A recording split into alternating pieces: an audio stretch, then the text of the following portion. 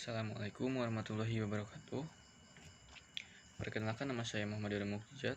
Saya dari semester 2 non-reg. Di sini saya akan mereview kembali mata kuliah hukum pidana, yaitu meringkas kembali bab 1 sampai 4. Yang pertama, sumber hukum pidana. Hukum pidana adalah mengatur kehidupan manusia atau masyarakat. Bisa jadi hari ini berlaku dan nanti tidak berlaku lagi. Bisa saja karena bergantung dengan kehidupan masyarakat ini. Menurut Profesor Muljatno, SH, hukum pidana adalah bagian daripada keseluruhan hukum yang berlaku di suatu negara yang mengadakan dasar-dasar dan aturan-aturan. Hukum pidana merupakan terjemahan dari istilah Belanda strand sama dengan hukum, recht sama dengan hukuman. Hukum pidana adalah salah satu cabang dari ilmu hukum yang mempelajari larangan dan keharusan, dan yang melanggarnya akan diberikan sanksi yang lebih tajam dari cabang ilmu hukum lainnya. Hukum pidana bagian 2 yaitu hukum pidana material, mengendalikan tentang ketentuan tindak pidana, mengatur hukum pidana material diatur dalam KUHP atau Kitab Undang-Undang Hukum Pidana. Hukum pidana formil, mengendalikan tentang penerapan hukum pidana material. Pengaturan hukum pidana formil sudah disahkan dengan Undang-Undang Nomor 8 Tahun 1981 di KUHP. Hukum pidana sampai kapanpun hanya 3 hal yang dipelajari. Yang pertama, perbuatan pidana, kedua, pertanggungjawaban pidana, dan sanksi pidana. Sanksi pidana akan ada kalau ada perbuatan pidana dan pertanggungjawaban pidana, atau ini bersifat mutlak. Asas adalah suatu perbuatan hanya dalam dihukum bila sebelum perbuatan tersebut dilakukan.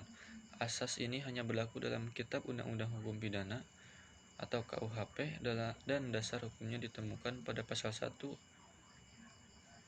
dalam buku 1 pasal 1 ayat 1 KUHP. Asas ini bersifat universal atau legalitas, di mana asas yang menekankan hukum pidana sebagai undang-undang haruslah tertulis. Tidak ada tindak pidana tanpa asas kesalahan. Ditemukan di dalam doktrin, artinya pendapat para pakar, atau jurisprudensis itu adalah perkembangan ilmu hukum. Kenapa ada kepastian hukum? Dilihat dari sejarah Prancis, di mana hukum ditentukan oleh kaisar. Napoleon pada saat jadi kaisar, dia berusaha untuk menciptakan kepastian hukum sebagai tujuan dari revolusi Prancis. Karena Prancis menjajah Belanda, maka kode yang dibuat Napoleon diberlakukan Belanda atau negara jajahannya. Di Prancis sudah berlaku kode penal. Kemudian Belanda memerdekakan diri, maka mereka punya rasa kebangsaan yang tinggi, sehingga kode Prancis tidak berlaku lagi, dan 1851 suatu kodifikasi hukum Belanda yaitu WVS. Karena Belanda menjajah warisan kolonial Belanda yang menjadi KUHP melalui Undang-Undang Pasal 1 1946, di mana berlaku WVS isinya dari kode penal Prancis yang isinya merupakan titah raja. Kode penal Prancis di mana mayoritas perintah Raja Napoleon Bonaparte secara tidak langsung karyanya diambil menjadi KUHP. Dan secara tidak langsung kita masih dijajah karena masih memakai KUHP warisan dari Belanda.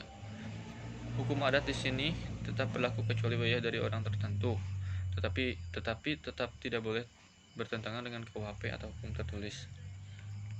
KUHP itu bagaimana cara berlakunya, di mana dapat berlakunya.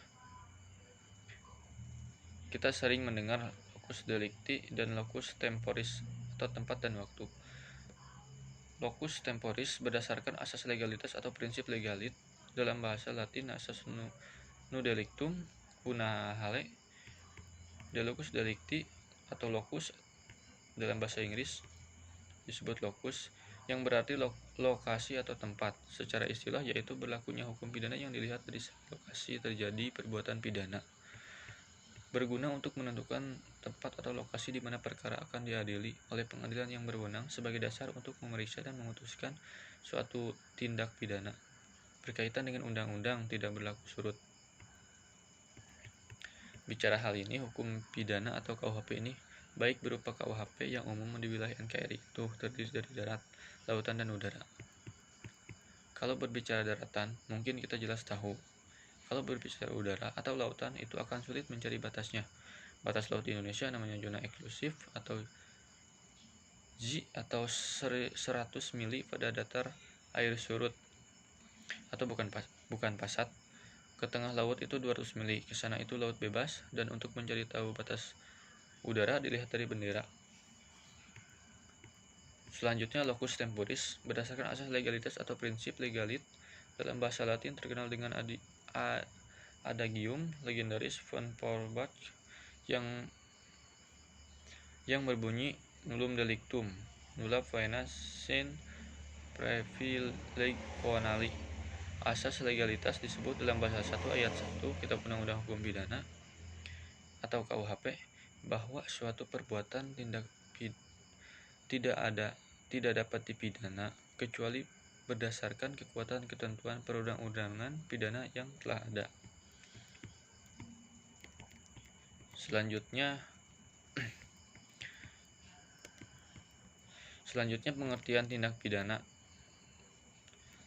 Istilah tindak pidana, istilah pengertian yuridis atau pengertian hukum yang berbeda dengan kejahatan. Harus berhati-hati dengan tindak kejahatan dan tindak pidana berbeda.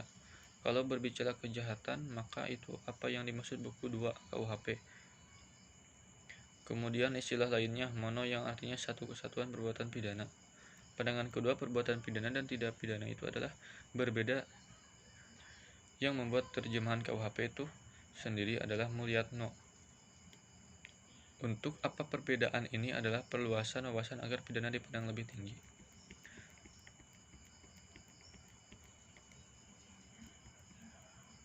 Pengertian tindak pidana itu sendiri menurut pengertian yuridis yang berbeda dengan istilah kejahatan atau perbuatan jahat.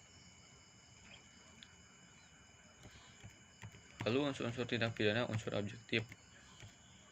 Unsur-unsur tindak pidana dibagi menjadi dua. Yang pertama, unsur objektif, yaitu perbuatan atau kelakuan, lalu akibat yang menjadi syarat mutlak dari delik. Unsur melawan hukum, unsur yang memberatkan, dan yang terakhir unsur tambahan yang menentukan tindak pidana. Yang kedua, unsur subjektif. Kesengajaan atau dolus, lalu kealpaan atau kulpa, lalu niat atau pornemen, lalu maksud atau ogmerk dengan rencana terlebih dahulu. Yang terakhir, perasaan takut. Unsur-unsur ini tidak selalu harus ada di dalam rumusan delik. Mungkin saja ada hanya satu atau dua. Mungkin saja terperinci secara jelas, mungkin saja implisit. Unsur yang terdapat dalam diri pelaku. Satu, kesengajaan atau bahasa Latinnya dolus atau bahasa Belandanya opset. Yang kedua, niat.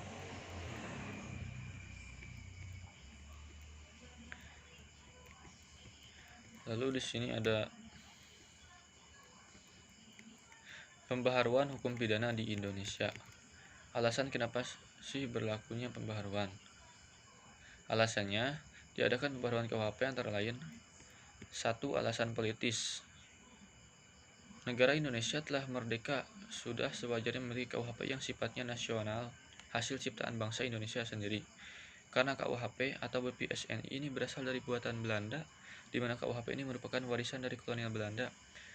Kita secara tidak langsung masih dijajah oleh Belanda secara politis Indonesia. Yang kedua, alasan sosiologis, di mana nilai-nilai KUHP atau seperti nilai budaya dan agama ini tidak semua mencerminkan Indonesia, maka dari itu diharapkan dapat memuat aturan-aturan yang mencerminkan nilai-nilai budaya dan agama yang dianut di Indonesia. Contoh budaya tersebut kumpulan kebo, homoseksual, perbuatan cabul budaya ini bukanlah budaya bangsa Indonesia. Dalam WPS ini tidak mengatur tentang tersebut. Yang ketiga, alasan praktis.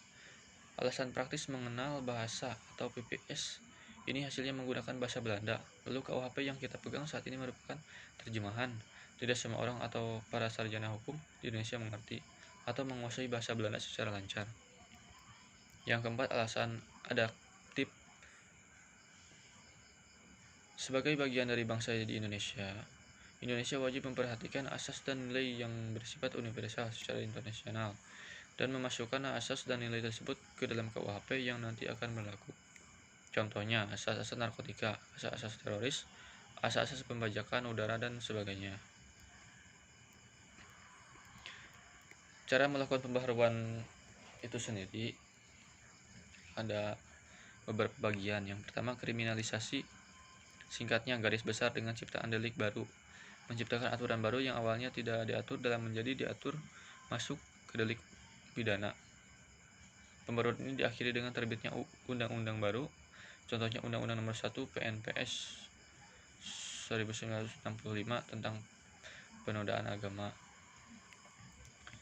Yang kedua, dekriminalisasi, di mana proses pembaharuan yang awalnya ada menjadi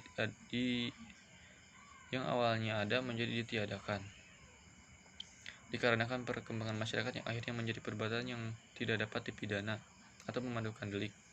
Contohnya, keluarga berencana. Karena itu program pemerintah yang diadakan adalah 2 anak lebih baik. Kalau di perkembangan di Indonesia ada perbedaan antara BPJS Kesehatan. Kalau BPKBN itu menyarankan 2 anak lebih baik. Kalau di BPJS bisa untuk 3 anak. Yang ketiga, rekriminalisasi, suatu perbuatan yang tadinya dapat dipidana karena perkembangan masyarakat menjadi tindak pidana. Kemudian karena perkembangan masyarakat pula, maka perbuatan tersebut menjadi dapat dipidana kembali. Contohnya Undang-Undang Nomor 17 1967 tentang penarikan cek kosong dicabut dengan Undang-Undang 1 tahun 1971 sehingga penarikan cek kosong tidak dapat dipidana. Yang keempat, depenalisasi, suatu proses yang tadinya perbuatan itu dapat diancam pidana kemudian ancaman pidana hilang dan masih dimungkinkan untuk diganti dengan sanksi lainnya. Misalnya sanksi kurungan diganti dengan sanksi administrasi. Bisa dibayar dengan uang. Yang kelima, mitigating, proses pembaharuan yang tadinya suatu perbuatan dikenakan sanksi hukum yang berat diganti menjadi sanksi yang lebih ringan. Contohnya pidana mati diganti dengan pidana seumur hidup, di mana yang awalnya sanksinya lebih berat menjadi lebih ringan, seperti pidana hukuman 20 tahun lalu dibatas lagi menjadi seumur hidup, lalu menjadi hukuman mati, lalu dibalikin yang awalnya menjadi seumur hidup menjadi pidana hukum 20 tahun penjara.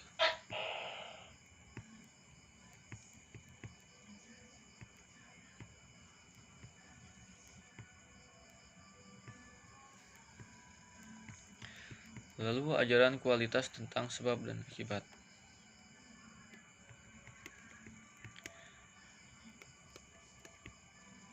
Ajaran kualitas, ajaran-ajaran tentang sebab akibat. Untuk delik material, permasalahan sebab akibat menjadi sangat penting. Kualitas berlaku ketika suatu peraturan pidana tidak berbicara tentang perbuatan atau tindak pidana atau yang dilakukan dengan sengaja, namun menekankan pada hubungan antara kesalahan atau ketidaksengajaan atau culpa dengan akibat. Yang pertama, teori condition qua non atau teori syarat mutlak dari von Bury. Teori dari von Bury atau merupakan seorang ahli hukum Jerman. Teori ini tidak membedakan mana faktor syarat yang mana faktor penyebab. Segala sesuatu yang masih berkaitan dalam suatu peristiwa sehingga melahirkan suatu akibat adalah termasuk menjadi penyebabnya. Teori ini mudah untuk diterapkan, tetapi akan menimbulkan masalah karena terlalu luas untuk menentukan siapa yang akan bertanggung jawab. Itu sebaliknya. Kesulitan adalah teori ini terlalu membentang ke belakang sehingga membatas. Yang kedua, teori individualisasi atau pengujian causa proxima. Sebab adalah suatu yang paling dekat dan tidak dapat dilepaskan dari akibat. Teori ini mengadakan batas antara syarat dengan sebab. Batasnya adalah secara penafsiran dan secara individu mengambil dasar pertimbangan sesuatu kejadian atau post factum atau in concreto menentukan akibat dari sekian sebab. Itu harus dilihat rangkaiannya sendiri. Yang terakhir, teori generalisasi dari Tiger. Teori ini hanya mencari satu saja dari sekian banyak sebab yang menimbulkan akibat yang dilarang. Termasuk dalam teori ini adalah teori Aduquat dan von Kris, yakni musabab dari suatu kejadian adalah tindakan yang dalam keadaan normal dapat menimbulkan akibat atau kejadian yang dilarang. Mungkin cukup sekian review dari saya. Kurang lebihnya mohon dimaklumi karena saya dalam masa tahap belajar. Wassalamualaikum warahmatullahi wabarakatuh.